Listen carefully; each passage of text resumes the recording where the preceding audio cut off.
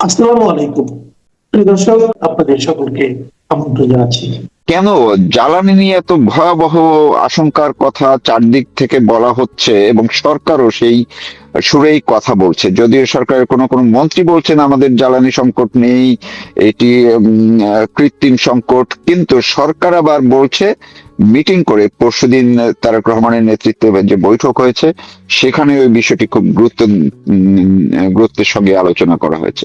কি অবস্থা, কি দেখছেন? আপনাকে অসংখ্য ধন্যবাদ।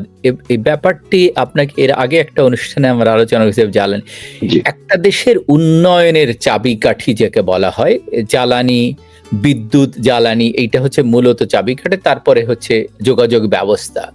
আর পৃথিবীটা এখন চলে হচ্ছে এই একজনের সঙ্গে আপনার যে যোগাযোগ, আপনার সঙ্গে যে আমার যে কথা হচ্ছে এখন, এটা হচ্ছে ইন্টারনেট। সেখানেও বিদ্যুতের একটা বিরাট বিদ্যুৎ না থাকলে এগুলি কোনো কিছুই কার্যকর হবে না, চলবে না, সম্পূর্ণ বন্ধ হয়ে যাবে।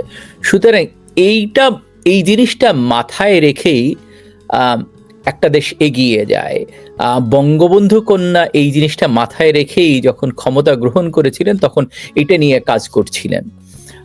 এবং তারপরেও দেখা গেল, আমি আগেই বলেছি, এর আগের দিনও বলেছিলাম যে উনি যখন ক্ষমতায় নেন 3200 মেগাওয়াট ছিল, সেইখান থেকে উনি এখন যদি পিডিবির ওয়েবসাইটে দেখেন যে 29,000 মেগাওয়াট, এর বাইরে রাখা হয়েছে রূপপুর পারমাণবিক বিদ্যুৎ কেন্দ্র, মাতারবাড়ি এবং আপনার ইয়াতে এই যেটা সুন্দরবনের কাছে যে পায়রা, এটার বাইরে। সুতরাং এটা সব আসলে প্রায় 32,000 মেগাওয়াট। সুতরাং 100 থেকে হাজারে চলে গেছে, মানে 3200 থেকে 32,000 চলে গেছে। এবং এর বাইরে যদি আর একটা জিনিস দেখেন, মজার বিষয় হচ্ছে যে এই সরকারি জোট সরকার বা বিএনপি জামাত জোট 2001 থেকে 2000 ক্ষমতায় ছিল, তখন সে সাবমেরিন কেবল যাচ্ছিল। তখন যেহেতু বাংলাদেশ তৃতীয় বিশ্বের দেশ, সেজন্য বাংলাদেশকে ফ্রি অফার করা হয়েছিল। কিন্তু তখন এই সরকার বা যা বিএনপি জামাত জোট সরকার এটা নেয়নি, যার জন্য বাংলাদেশ 50 বছর পিছিয়ে গেছে। না হলে বাংলাদেশে আরো অনেক এগিয়ে যেত, কারণ ইন্টারনেটে যে ব্যান্ডউইথটা দরকার ছিল সেটা ইজি হয়ে যেত। এবং তাতে মফস্বল বলেন, গ্রামের একজন মানুষ যে কন্টেন্ট ক্রিয়েট করে অথবা যে ফ্রিল্যান্সিং করে, তার জন্য সহজতর হতো। কিন্তু সরকারকে এটা চড়া দামে বাইরে থেকে কিনতে হচ্ছে, 1 নাম্বার। 2 নাম্বার, এখন আসেন এটা হচ্ছে বিদ্যুৎ আর জ্বালানি। কেন আমি দুইটার সঙ্গে ইন্টারলিঙ্ক, কারণ প্রচুর আমাদের ডিজেল, সব দেশেই ডিজেল ব্যবহার করা হয় বিদ্যুৎ উৎপাদনের জন্য, সেটা একটা। তারপরে আপনার গ্যাস ব্যবহার করা হয় ন্যাচারাল গ্যাসের, সেটা একটা হচ্ছে ন্যাচারাল গ্যাস সিঙ্গেল সাইকেল, আর একটা কম্বাইন সাইকেল, যেটাকে ওই গ্যাস থেকে যে হিটটা বেরোয় সেটা দিয়ে আবার একটা স্টিম টারবাইন রান করা হয়, যার জন্য ওইটা দুইটাই ব্যবহার করা। সুতরাং একটার সঙ্গে একটা কানেক্টেড।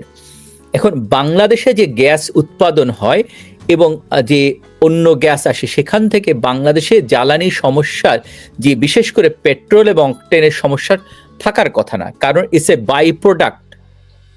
সুতরাং এইটা বাংলাদেশেই হয়, অকটেন এবং পেট্রোলটা, এটা হওয়ার কথা না। কিন্তু মজার বিষয় হচ্ছে, আজকে যদি পত্রিকা খুলেন, পত্রিকাগুলিতে দেখতে পাবেন যে কালের কণ্ঠ বলছে যে আপনার মোটরসাইকেল চালকদের জন্য নতুন বার্তা, তেল নিতে গেলে ফুয়েল কার্ড লাগবে।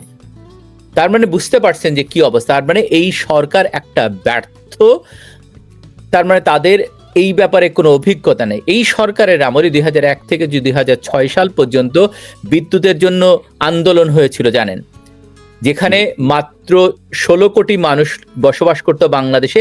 সেখানে 16 কোটি মানুষের ভিতর মাত্র 47% মানুষ বিদ্যুতের আওতায় ছিল। সেটাকে বঙ্গবন্ধু কন্যা নিয়ে গেছেন 100 ভাগে, এবং সেখানে জনসংখ্যা আরো 2 কোটি যোগ হয়েছে। সুতরাং এই সরকার যে ব্যর্থ, সেটার পরিচয় দিয়েছে। না হলে কেন? আপনার আরো একটা মজার বিষয় হচ্ছে যে এই সরকারের আগে যিনি ছিলেন, নোবেল লরিয়েট বলা হয়, আমি বলি মবের জনক, খুনের জনক, ধর্ষকের জনক, তিনি দেখলেন যে মানুষকে বোকা বানানোর আরেকটা উপায় হচ্ছে যে আমাদের রিজার্ভ বাড়াতে হবে। তার মানে কি, আপনি আমদানি যখন না করবেন তো রিজার্ভ অটোমেটিক্যালি বেড়ে যাবে। বঙ্গবন্ধু কন্যা কি করেছিলেন জানতেন যে বাংলাদেশে একটা দুর্ভিক্ষ হয়েছিল এর আগে, সেটা অস্বীকার আমরা করছি না, কিন্তু যাতে ভবিষ্যতে এই ধরনের কোনো কার্যক্রম না হয় তার জন্য 2 বছরের খাদ্যশস্য রেখে গেছিলেন মজুদ। এর বাইরে তেল বা জ্বালানি ক্ষেত্রকে সচল রাখার জন্য উনি দীর্ঘমেয়াদী পরিকল্পনা করেছিলেন। 6 থেকে সবাই কেউ 6 মাসের, কেউ 2 বছরের, এইগুলো রেখে যায়। উনি যেটা করেছেন যে সমস্ত রিজার্ভ থেকে মানে আমাদের যে মজুদ ছিল, 2টা মজুদ ছিল, সেইখান থেকে খরচগুলি করে ফেলেছেন। সুতরাং এখন হয়তোবা তাদের কাছে কম আছে বা 1 মাস, তারপরেও যদি 2 মাসের থাকে, কিন্তু তারপরে দেখেন বঙ্গবন্ধু কোন আরেকটা করেছিলেন যে ইন্ডিয়া থেকে যাতে তেল আনা যায়, যদি ল্যান্ডের মাধ্যমে, যদি মানে আপনি যদি আপনার ট্রাকের বা অন্য কারো মাধ্যমে আনেন তাহলে খরচ বেশি পড়বে, যার জন্য ইন্ডিয়াকে ইনভেস্ট করতে বলো 85 ভাগ, বাংলাদেশ 15 ভাগ ইনভেস্ট করে যাতে পাইপের মাধ্যমে তেল আসতে পারে। সেটাও একটা দূরদর্শিতা থাকতে হবে। যে মানুষটা বুঝে না যে ইন্টারনেটের যুগ, পৃথিবী এগিয়ে যাচ্ছে যেদিকে, সেইটা যে বুঝে না তাকে এটা কিভাবে বোঝাবেন, তাই না? তার তো ওই বোঝার ক্ষমতা থাকতে হবে। সুতরাং আমি বলি না যে আপনার পুঁথিগত বিদ্যা থাকলেই আপনি বুঝবেন, পুঁথিগত বিদ্যার বাইরেও একটা বিদ্যা আছে, সেটা বুঝতে হবে। আমার মা অনেক আমার বড় ভাই মারা গেলেন, he was 87, তার বড় বোন ছিল। আমার মা যখন মারা যান 95 years old, উনি she could have communicated with anybody. ওনার পড়ালেখা ছিল সেই জামানায় ক্লাস মানে এলিমেন্টারি স্কুল পাস, বাট ওনার যে বুদ্ধি ছিল, ওনার যে জ্ঞান ছিল, ওনার যে, আমি যখন ওনার লগবুক দেখে, ওনার শেষ বয়সে ডায়াবেটিক ছিল, যে লগবুকে করতেন সেটা আমিও বোধহয় তার সমকক্ষ না। সুতরাং এই যে অথবা আমাদের মাদের, যদি আপনার মা আপনার দাদিকে যদি দেখেন যে তারা এতগুলো সন্তানকে কিভাবে, মানুষ, আমরা 7 ভাই 4 বোন, সবাইকে সুশিক্ষায় শিক্ষিত করেছেন। সুতরাং এই যে জিনিসটা, সেটা সবার ভিতরে থাকে না, আমি সবাই। সুতরাং এটা বুঝতে হবে, একটা ভাত যখন হাঁড়িতে ভাত রান্না করে একটা চাল চাপ দিলেই বোঝা যায় ভাত হয়েছে কিনা। সুতরাং এই যে ব্যর্থতা এই সরকারের, সেটা তার পরিচয় দিচ্ছে, কারণ তারা এইটা যে একটা গুরুত্ব আছে এইটার, সেটা তারা বুঝতে চায় না। নাহলে উনি বলতেন না যে মেট্রো রেলও তো চলতে পারবে না যদি বিদ্যুৎ না থাকে। বললেন যে মেট্রো রেল মাত্র 26% মানুষ ব্যবহার করে, তাই না? এইটা তাহলে আমি যদি পাল্টা প্রশ্ন করি ওনাকে, যে ঢাকা বিশ্ববিদ্যালয়ের মতো, যেটা প্রাচ্যের অক্সফোর্ড নামে পরিচিত, সেইটা তো 0.001% মানুষ ব্যবহার করে, তাহলে কি ঢাকা বিশ্ববিদ্যালয় বন্ধ করে দিবেন? সুতরাং এই জিনিসগুলো তাকে বুঝতে হবে যে বিদ্যুৎ এবং জ্বালানি একটা আরেকটার সঙ্গে কানেক্টেড, এই দুইটা ছাড়া আমরা এগোতে পারবো না। ধরেন আজকে যদি লোডশেডিং দেওয়া শুরু করেন, যদি বিদ্যুৎ না থাকে, তাহলে ফার্নেস অয়েল না থাকে, তাহলে অনেক পাওয়ার প্ল্যান্ট বন্ধ হয়ে যাবে, তাহলে মানে কি আপনার লোডশেডিং দিতে হবে। লোডশেডিং দিতে গেলে যে সমস্ত যারা এখন ফ্রিল্যান্সিং করে অথবা কন্টেন্ট ক্রিয়েটর, তারা ক্রিয়েট করতে পারবে না। সুতরাং এই যে বৈদেশিক মুদ্রা আসে, সেটাও আসতে পারবে না। সুতরাং প্রতিটা জায়গায় স্টেপে এটার ইমপ্রুভমেন্টের উপায় আছে। ধরেন ঢাকা শহরে যত অ্যাপার্টমেন্ট কমপ্লেক্সগুলি আছে, সেইটাকে সেন্ট্রালাইজ করা উচিত। যে এই যে উইন্ডো এয়ার কন্ডিশন, আমি সম্পূর্ণ বিপক্ষে এই উইন্ডো এয়ার কন্ডিশনের, কারণ ইট ডিসিপেট হিট, প্লাস এটা কনজিউম মোর এনার্জি। সুতরাং এটারও একটা সলিউশন আছে, এটা দীর্ঘ আলোচনা হতে পারে, আমি যদি দরকার হয় এরপরে আলোচনা করব। কিন্তু এই সরকার যে ব্যর্থ, সেটার পরিচয় দিলেন না, হলে এই রেশনিং কেন হবে? প্রতিটা পেট্রোল পাম্পে যান, কোথাও অকটেন নেই, পেট্রোল নেই, কেন? এটা তো আমাদের দেশেই হওয়ার কথা। এর আগে গত 16 বছরে এই শর্টেজটা আপনারা কি দেখেছেন? তার মানে একজন যে বিদেশি নারী, যিনি দেশটা শাসন করলেন, তার দূরদর্শিতার প্রশংসা না করে উল্টা আপনারা তাকে ফ্যাসিস্ট বলছেন। আমি একটু এই জায়গায় আপনাকে যদি একটু থামাতে চাই বা অন্য একটি প্রশ্ন করতে চাই, সেটা হচ্ছে যে আমরা যতটা এর আগেও দেখেছি বিভিন্ন সময় যে জ্বালানি খাত কিংবা কৃষি খাতে যে করাপশন হয় এবং একটা মাফিয়া চক্র সবসময় কাজ করে, তারা যেই সরকারি থাকুক তাদের ভিতরে ঢুকে তারা নিজেদের জায়গাটা, নিজেদের বাণিজ্যের জায়গাটা কিংবা নিজেদের মজুতদারি, নিজেদের কারসাজিটা বাস্তবায়নের জন্য তৎপর থাকে। ফলে সরকারের উচ্চ পর্যায়ে যারা থাকেন তারাও খুব কুলিয়ে উঠতে পারেন না। এটা আমরা যেমন জ্বালানি খাতে খুবই ভয়াবহভাবে এর আগেও আমরা দেখেছি। তা আপনার কাছে কি মনে হয় যে যতটা ইরান যুদ্ধের প্রভাবে সংকট তৈরি হচ্ছে বা হয়েছে কিংবা আশঙ্কা দেখা দিচ্ছে, এই সুযোগটা কি এই মাফিয়া চক্র নিচ্ছে কিনা, সেটি কিভাবে নিলে কিভাবে নিয়ে থাকে?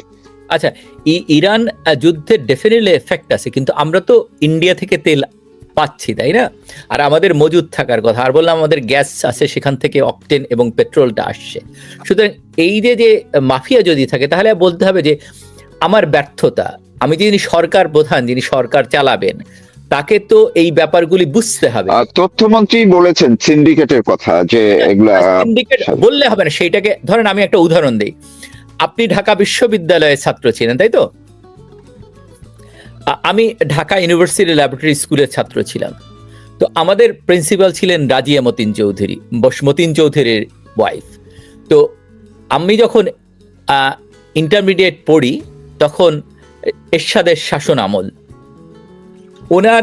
আমরা কোনোদিন সমস্ত স্কুল কলেজে শুনেছি যে অনেক স্কুল কলেজে সেনাবাহিনী গিয়েছে, আমাদের স্কুলে কখনো ঢুকতে পারেনি, সাহস পায়নি। কারণ ওইটা নেতৃত্বে কে আছে সেটার উপর নির্ভর করে। আপনার প্রতিষ্ঠান কিভাবে চলবে বা আপনার সরকার কিভাবে চলবে, সেটা সরকার প্রধানকে নির্ধারণ করতে হবে। সেই সরকার প্রধান যদি সঠিক সিদ্ধান্ত না দিতে পারে, না জানে, তাহলে তো আপনি সরকার চালাতে পারবেন না। আপনাকে দেখতে হবে যে এর আগে যে সরকার ছিল বা বঙ্গবন্ধু কন্যা যে চালিয়েছেন, তাই না, তখন এই সমস্যা কেন হয়নি? তখন কি সিন্ডিকেট ছিল না? ডেফিনেটলি ছিল। কিন্তু এই সিন্ডিকেটকে যদি ভাঙতে না পারেন, তাহলে আপনার ব্যর্থতা, যে সরকার আছে তার ব্যর্থতা। সিন্ডিকেট থাকতেই পারে, কিন্তু সেই সিন্ডিকেটকে ভাঙার দায়িত্ব তো সরকারের। সরকার যদি ভাঙতে না পারে, তাহলে ব্যর্থতার দায়ভার সরকারকেই নিতে হবে। সুতরাং এটা কিছুটা আছে, যেমন এলএনজি, শুধুমাত্র আপনি একটা দেশের উপর কেন নির্ভরশীল হবেন? যে শুধুমাত্র কাতার থেকে আনতে হবে কেন? আমি অন্য জায়গা থেকে আনতে পারি না? আমি ইরান থেকে আনতে পারি না? আমি রাশিয়া থেকে আনতে পারি না? আমি আমেরিকা থেকে নিতে পারি না? আমি কানাডা থেকে নিতে পারি না? কেন আমি একটা দেশের উপরে নির্ভরশীল হব? আমার কেন অন্য অন্য সোর্স থাকবে না? সুতরাং এই যে ধরেন এখন যে এই তেল, আপনি যদি কোল প্ল্যান্ট না থাকে বা কোল প্ল্যান্ট চালু না করতে পারেন, তাহলে কি হবে? আপনি যদি ইন্দোনেশিয়া থেকে কোল আনেন বা অন্য জায়গায়, তাহলে কোল প্ল্যান্টগুলি আপনার অল্টারনেট সোর্স থাকতে হবে। ধরেন আমি মাঝে মাঝে বলি যে প্রতিটা ক্ষেত্রই রিনিউয়েবল এনার্জি সোর্স এক্সপ্লোর করতে হবে। বঙ্গবন্ধু কন্যা 23 সালে যে প্রজেক্ট, সেইটা যদি সচল রাখতো, তাহলে বাংলাদেশ গ্রিডে আরো অনেক পাওয়ার আসতো, যেটা সোলার বা উইন্ড থেকে আসতে পারতো, কিন্তু সেটাকে বন্ধ করে দিয়েছিল এই ইউনূস সরকার, গং। সুতরাং এই জিনিসটা তো বুঝতে হবে। ধরেন আমাদের দেশে, প্রতিটা দেশে এখন জিওথার্মাল চলছে। আপনি জিওথার্মাল অ্যাড করতে পারেন, আপনি সোলার অ্যাড করতে পারেন, উইন্ড অ্যাড করতে পারেন। সব কিছু অ্যাড করে আপনার যেগুলো এলএনজি, আমাদের গ্যাসে চলে কিছু গাড়ি, আপনার পেট্রোলে মানে অকটেনে চলে কিছু গাড়ি, সেটাকে সব আপনি যদি ইলেকট্রিক গাড়িতে যান, তাহলে তো আপনার পাওয়ার গ্রিডে বেশি লাগবে, তাই না? সেটা কিভাবে পাবেন? তাহলে আপনার কোল প্ল্যান্ট বিল্ড করতে হবে, অথবা ন্যাচারাল গ্যাস প্ল্যান্ট। আপনার ন্যাচারাল গ্যাস তো নেই এত যে আপনি এত, তার মানে কোলে যেতে হবে। আপনার তো one way the other energy আপনার লাগবে, যদি দেশটাকে দেশে ইন্ডাস্ট্রি করতে চান। এই ইন্ডাস্ট্রি করার জন্য আপনাকে অন্য সোর্স পাওয়ার যেতে হবে। সুতরাং প্রতিটা যে সমস্ত বাড়ি আছে, এই বাড়িগুলিকে, গ্রামের সমস্ত বাড়িগুলিকে যদি একটা সোলো আপনি পাওয়ার প্ল্যান্টের মতো করে ফেলেন, যে বাড়িটা গভর্নমেন্ট যদি ইনভেস্ট করে, রিডিজাইন দ্য রুফ করে, যদি ম্যাক্সিমাম সানলাইট করে, ব্যাকআপ ব্যাটারি গভর্নমেন্ট দিবে যাতে তাদের পাওয়ার কনজাম্পশন না লাগে। এর বাইরে তাহলে আপনি গ্রিডের পরে প্রেশার কম পড়ে যাচ্ছে।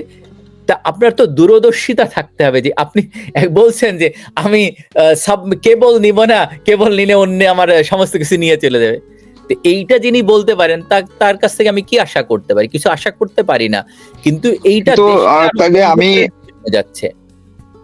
যে আমি আপনি যে বিশ্লেষণটুকু এতক্ষণ করলেন, তার মানে কি দাঁড়াচ্ছে যে বিএনপি সরকারে যারা আছেন, মন্ত্রী যারা আছেন, তাদের মধ্যে কিংবা নীতি নির্ধারণী পর্যায়ে যারা আছেন, তাদের মধ্যে তো আমরা জানি যে অনেক বিশেষজ্ঞরা আছেন, জ্বালানি খাতের অনেক বিশেষজ্ঞরা আছেন, আবার বিএনপি পন্থী অনেক পেশাজীবী আছেন যারা জ্বালানি খাতের এবং বিশেষজ্ঞ, গবেষক ইত্যাদি। তারা তাহলে কি করছেন এই সংকটটা সমাধানে? তাদের জায়গা থেকে কোনো ভূমিকা কি থাকবে না? আপনার এই বিশ্লেষণটুকু শুনে আমরা শেষ করব।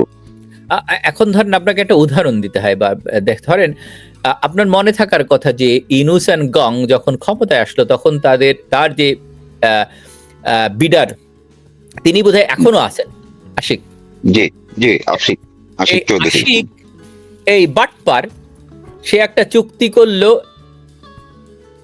যুক্তরাষ্ট্রের একটা কোম্পানির সঙ্গে, এলএনজি চুক্তি, আপনার মনে থাকার কথা।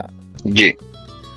এই চুক্তিতে তারপরে যে দেশে যে প্রচার করলো যে যুক্তরাষ্ট্র সরকারের সঙ্গে চুক্তি করেছে। যুক্তরাষ্ট্র সরকারের সঙ্গে কোনো চুক্তি হয়নি। যুক্তরাষ্ট্র সরকার এই ধরনের কোনো এই জিনিস ওন করে না। এই দেশে সমস্ত কিছু প্রাইভেট সেক্টরে আছে। সুতরাং দেখেন, যে কোম্পানির সঙ্গে যে চুক্তি করলো, যে কোম্পানির সঙ্গে, সেই কোম্পানি দেখতে হবে একটা নতুন কোম্পানি, তারা এখনো প্রোডাকশনে যায়নি। তারা যদি প্রোডাকশনে যায়, যদি ফান্ডিং হয়, যদি এনভায়রনমেন্টাল অল দ্য পারমিটস আর দেয়ার, তাহলে তারা প্রথম প্রোডাকশনে যেতে পারবে 2030 অথবা 32-এ। তাহলে কি এই যে 4 থেকে 6 বছর যদি যায়, আমি বলছি যদি যায়, তাহলে আরো 6 বছর, এই সময়টা আপনি কোথা থেকে পাবেন? তাহলে এই লোককে কেন আপনি বিডাতে এখন রাখলেন, আমাকে বোঝান তো। তাহলে না, ওনার তো ধরেন আসলেই বিশেষজ্ঞ আছে কিনা আমার সন্দিহান। না, ওনার তো যোগ্যতা আছে, উনি ওই যে 40,000 ফিট উপর থেকে লাফ দিয়ে পড়তে পারেন, এটা তো অনেকে পারেন না। এখন ধরেন আমি দীর্ঘদিন, আমি 95 থেকে এই পর্যন্ত আমি দীর্ঘদিন বিদ্যুৎ এন্ড জ্বালানি নিয়ে কাজ করেছি, এখনো কিছু কিছু কাজ করি বাইরে। কথা হচ্ছিল গতদিন 2-3 দিন আগেই বাংলাদেশের একজন প্রাক্তন সংসদ সদস্যের সঙ্গে আমার অন্য এক ইয়াতে কথা হচ্ছিল। উনি আমাকে বললেন যে ভাই আমাকে একটু সহযোগিতা। আমি বললাম হ্যাঁ ঠিক আছে, আমি যদি দরকার হয় দেশের সাথে ডেফিনেটলি আমি করবো। কিন্তু এই লোককে আমি এখনই ফায়ার করে দিব। আমি যদি তারেক রহমানের জায়গায় হই, তাহলে ফার্স্ট ফায়ারিং হবে এই বিডাতে যারা আছে সবগুলোকে আমি ফায়ার করে দেবো। 2 নাম্বার, আমার বিদ্যুৎ সেক্টরে যারা এই বিদ্যুতের সঙ্গে যুক্ত আছে, উপদেষ্টা যদি থাকে তাদেরকে ফায়ার করে দেব। কারণ এই পরিস্থিতি কেন আসবে? আপনি যে দেশে আছেন এখন, সেই দেশের যদি এইরকম একটা সিচুয়েশন, পরিস্থিতির সৃষ্টি হয়, তাহলে কি সেই মন্ত্রীকে কি রাখবে বলেন তো? রাখবে না। সুতরাং এই অবস্থাটা বোঝার জন্য এখন আমরা কার সঙ্গে ডিল করছি? একজন মুচলেকা প্রধানমন্ত্রীর সঙ্গে, যিনি মুচলেকা দিয়ে ক্ষমতায় এসেছেন, তাই তো? না হলে উনি গত ডিসেম্বর মাসেই বলেছেন প্রথম দিকের কথা যে আমার দেশে যাওয়ার নির্ভর করে আমার একার সিদ্ধান্তে না, অন্যের। তার মানে দেয়ার আর সাম আদার স্টেক হোল্ডার আছে, তাই তো? এই স্টেক হোল্ডার কারা সেটা আমাদেরকে জানতে হবে। সুতরাং এই যে পরিস্থিতির সৃষ্টি হচ্ছে, এটার জন্য সম্পূর্ণ দায়ভার এই সরকার প্রধানকে নিতে হবে। এই দায়ভার অন্য কেউ নিবে না। জি, অনেক ধন্যবাদ।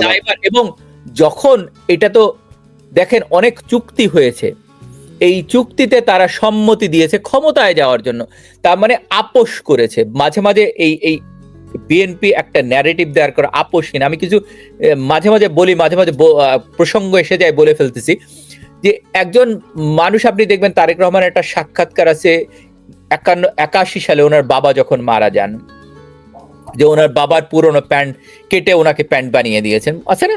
দেখেছেন বোধহয়। জি জি, ওকে, গেঞ্জি ছেঁড়া, গেঞ্জি ছেঁড়া, সুটকেসের মধ্যে ছেঁড়া গেঞ্জি। সেই ব্যক্তি কিভাবে কোকো 1, কোকো 2, কোকো 3 স্টিমার নাম হলো, সেই ব্যক্তি কিভাবে এক বাড়ি এতগুলো বাড়ি 1 টাকা। সুতরাং এইগুলো পাওয়ার জন্যই বাবা হত্যার কোনো বিচার চায়নি, তার মানে আপোষ করেছেন, তাই না? আবার নিজের জীবন বাঁচানোর জন্য সরকারের সঙ্গে চুক্তিবদ্ধ হয়েছেন, তিনি কোনোদিন রাজনীতি করবেন না। তাহলে তার কাছ থেকে আপনি কি আশা করতে পারেন? এই ধরনের কোনো প্রকল্প আশা করতে পারেন? এই প্রকল্প, যে কোনো একটা এরকম বড় কোনো প্রজেক্ট হাতে নেওয়ার জন্য বুকের পাটায় অনেক সাহস লাগে। এই সাহস সবার ভিতরে থাকে না। এই সাহসের জন্য, এই সাহস ছিল বঙ্গবন্ধুর, এই সাহস ছিল বঙ্গবন্ধু কন্যার। না হলে পদ্মা সেতুর মতো একটা প্রজেক্ট হাতে নেওয়া, মেগা প্রজেক্ট হাতে নেওয়া, মেট্রো রেলের মতো একটা প্রজেক্ট হাতে নেওয়া, কর্ণফুলী টানেল বলেন, এই যে ফ্লাইওভার গুলি হয়েছে, উনি তো দেশে ছিলেন না 17 বছর, দেশের বাইরে ছিলেন। উনি কি আহরণ, জ্ঞান আহরণ, মানুষ তো জ্ঞান আহরণ করে। আমাদের ধর্মেও বলে যে আপনি শুধু চায়নায় চলে যান জ্ঞান। উনি কি জ্ঞান আহরণ করলেন? ওনার ওয়াইফ, তিনি ওনার সহধর্মিনী, তিনি ভালো ছাত্রী ছিলেন। উনি যুক্তরাজ্যে পাশ করেছেন মেডিকেল, কিন্তু কোনোদিন চাকরি করেননি। তাহলে এই শিক্ষার কি মূল্য হলো? যিনি নিজের সহধর্মিনী শিক্ষিত মহিলা, তাকে শিক্ষার মর্যাদা দিতে পারেন না, তিনি দেশের মানুষের কি মর্যাদা দিবেন? ব্যাপারটা লম্বা করছি না। তার কাছ থেকে আমি সুতরাং এই যে জ্বালানি, এই সংকট আরো প্রকট হবে। কারণ আমি আজকে যেটা দেখলাম যে প্রথম অন্যান্য পত্রিকায় এসে যে তাদের রেশনিং করা হচ্ছে, বিভিন্ন জায়গায় হিউজ লাইন পড়েছে। ঢাকা শহরে সমস্ত বাস চলে গেছে। আপনার তো ঢাকা শহর খালি থাকে, তাই না, এই ঈদের সময়, তাই না? তখন তাহলে ঢাকা শহরে পেট্রোল পাম্পে লাইন হবে কেন বলেন তো আমাকে? একটা যুক্তিসঙ্গত আপনার কাছে মনে হয় যে যেখানে ঢাকা শহরের ম্যাক্সিমাম মানুষ, সবাই বলে যে যদি ঢাকা শহরকে ভিজিট করতে চাও তাহলে ঈদের সময় যাও, কারণ মানুষ ঢাকার বাইরে চলে যাবে, তাই তো? তাহলে ঢাকা শহর তো ফাঁকা, তাহলে সেই ফাঁকা অবস্থায় কেন পেট্রোল পাম্পে লাইন হবে? আমায় বোঝান তো।